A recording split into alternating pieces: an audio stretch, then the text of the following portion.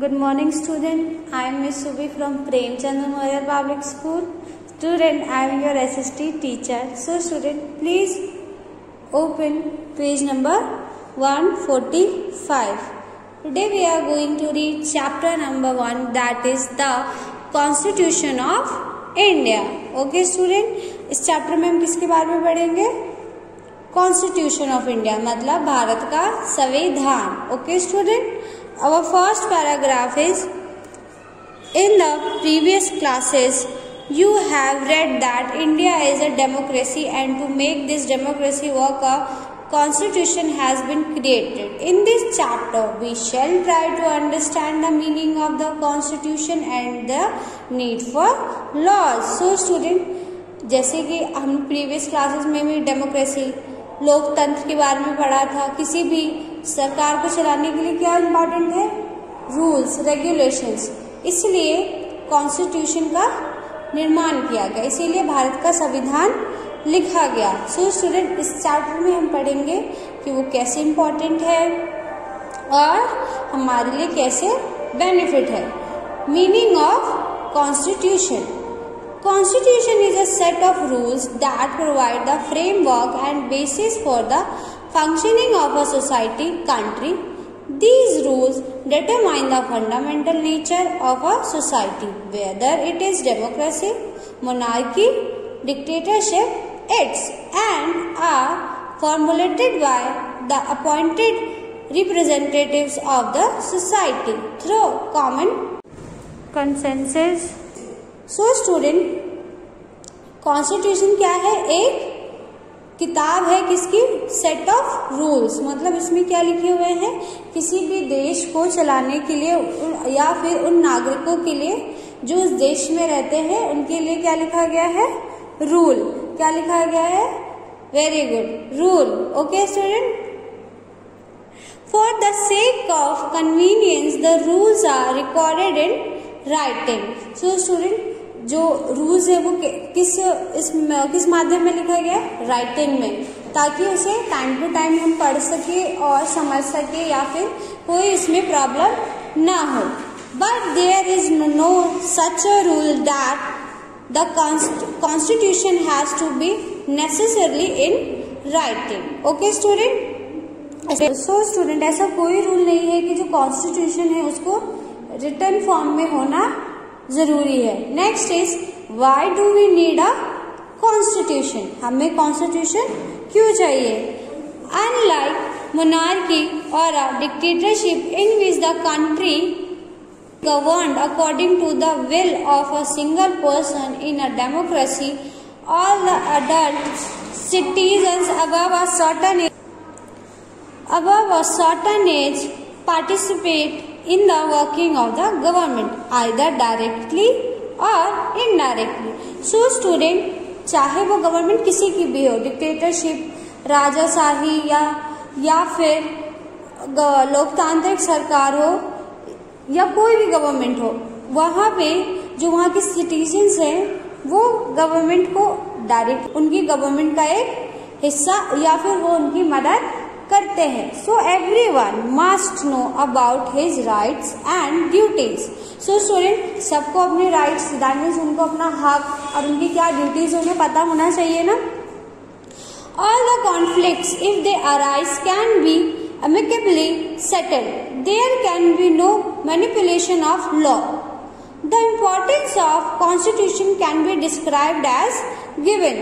So students, उनको law का पता होना बहुत इम्पोर्टेंट है, ताकि कोई उनका मिसयूज ना कर सके, या फिर लॉ होंगे तो वो अपने हकों को पहचान सकते हैं, और वो अगर उनकी जो राइट्स है अगर उनका मिसयूज किया जा रहा है तो वो उसके लिए अपनी आवाज उठा सकते हैं.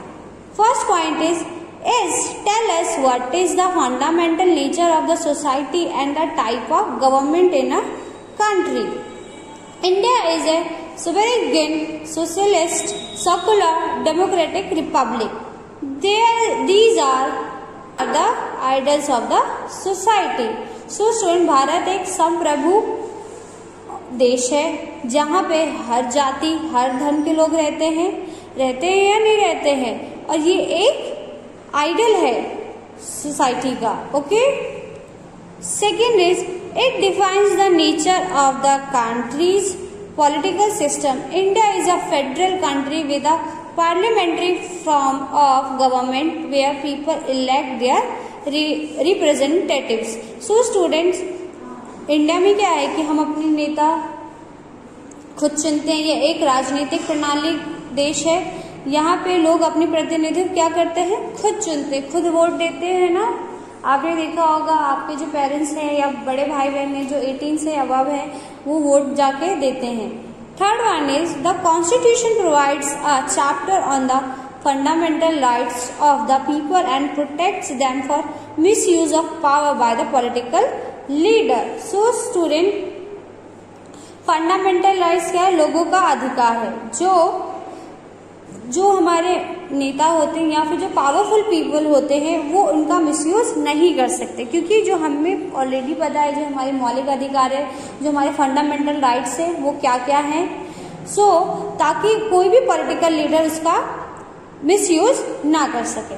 Democracy is a government by a majority but it does not mean that minorities should be neglected. So student, जो डेमोक्रेसी गवर्नमेंट है वो क्या एक मेजॉरिटी से बनती है। इसका ये मतलब नहीं है जो नीचे तबके के लोग हैं उनका शोषण किया गया है। Minorities have to be protected from the dominant rule of the majority. Dominant rule of majority. The constitution mentions how they can be protected. So student, इसका ये मतलब नहीं कि अगर यहाँ मेजॉरिटी की गवर्नमेंट है तो जो माइनॉरिटी के लोग हैं उनका शोषण किया जाए या उसको मिसयूज किया जाए उन लोगों का। Okay, the constituent assembly. India become an independent country after a long struggle against the British rule. So student, आपको जैसे कि पता है कि इंडिया को इंडिपेंडेंस कैसे मिली, काफी स्ट्रगल के बाद, एक लंबे समय के बाद। The leaders of the nationalist movement had envisaged the kind of government to be formed in independent India where everyone will enjoy equal rights. So student, after very long time हमें independent मिला, then सबने एक जो constituent assembly है उनका क्या काम होता है, जितने भी कॉन्स्टिट्यूशंस में कुछ फेर बदल या फिर वो उनको कैसे बनाना है ये असेंबली तय करती है। तो इन्होंने डिसाइड किया कि सबको इंडिया में इक्वल राइट्स मिलने चाहिए, वो चाहे किसी भी जाति तबके के लोग हैं उन सबके पास इक्वल राइट्स होने चाहिए।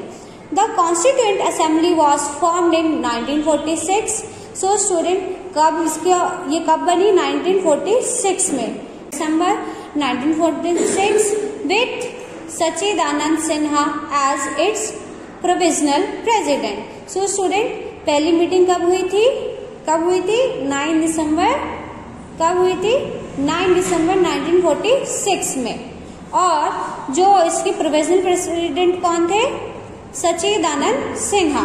On 11 December 1946 Dr. Rajendra Prasad was elected as the president of the Constituent Assembly and Dr. B.R. Ambedkar was appointed as the chairman of the drafting committee. So student, Dr. Rajendra Prasad को किस रूप में लिया गया था, president of constituent, उनको president बनाया गया। एंड डॉक्टर भीमराव अंबेडकर को क्या बनाया गया, चेयरमैन। Very good.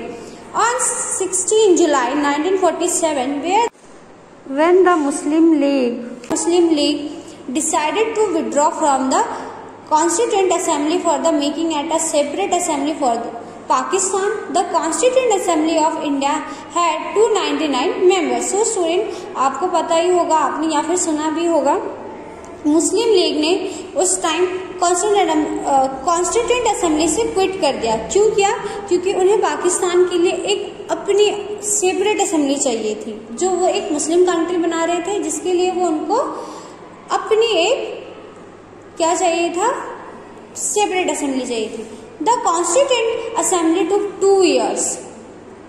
कितने साल लगे, 2 साल। 11 months and 18 days to complete a constitution and was passed on 26 November 1949, but it came into force on 26 January 1950.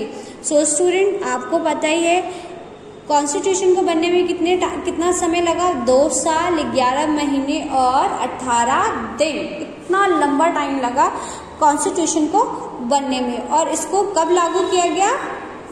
कब लागू किया? 26 जनवरी को। वेरी गुड, आपको हम सेलिब्रेट करते हैं ना 26 जनवरी 1950। The task of the Constituent Assembly was a difficult one. India became independent in 1947. British left India divided and fragmented. The princely states were given two option to join India or Pakistan. So student, आपको पता है जैसे ही British यहाँ से गए थे उन्होंने divide and rule की नीति करके गए थे, जिसकी वजह से आपको पता है इंडिया और पाकिस्तान, इंडिया तो था ही हमारे पास, बट पाकिस्तान को एक अलग कंट्री और उनकी अलग असेंबली बनाने के लिए क्या हुआ, आपस में ही हमने लड़ना शुरू कर दिया। और जो एक बहुत बड़ा हमारे लिए चुनौती थी, और गवर्नमेंट ने ऑप्शन दिया कि जो भी स्टेट के जो भी विलय कर सकते हैं, दैट मीन्स उनके साथ नई रियासतों को भारत और पाकिस्तान में शामिल होने का क्या किया, उन्होंने विकल्प दिया।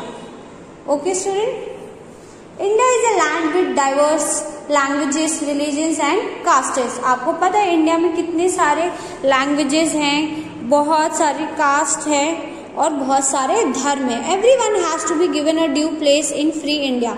The members of the constituent assembly gave us a visionary document, and even after 70 years people have full faith in the provisions of the constitution. So student, आपको जैसे पता है इंडिया में इतने जाति के लोग, इतनी भाषाओं के लोग होते हुए भी उनका एक फेथ है कॉन्स्टिट्यूशन के ऊपर, और उनको पता है कि और उन सबको इक्वल राइट्स दिए गए हैं, जिसकी वजह से वो इतनी अद्भुत और इतनी विविधता वाली देश में भी इक्वली रह सकते हैं, और उनको अपने संविधान पे आज भी क्या है, फेथ है। दैट मीन्स उनको अभी भी उम्मीद है। Okay student, so students, now what you have to do, you have to find 10 difficult words and write down in your notebook. So student, आपको इसमें से 10 डिफिकल्ट वर्ड्स फाइंड करने हैं और अपने नोटबुक में लिखना है ब्यूटीफुली, नीटली, और अच्छे से उसे करके आप क्या करेंगे, you have to submit in school. So student, that's all for today. I hope you understood the chapter very well. Have a nice day.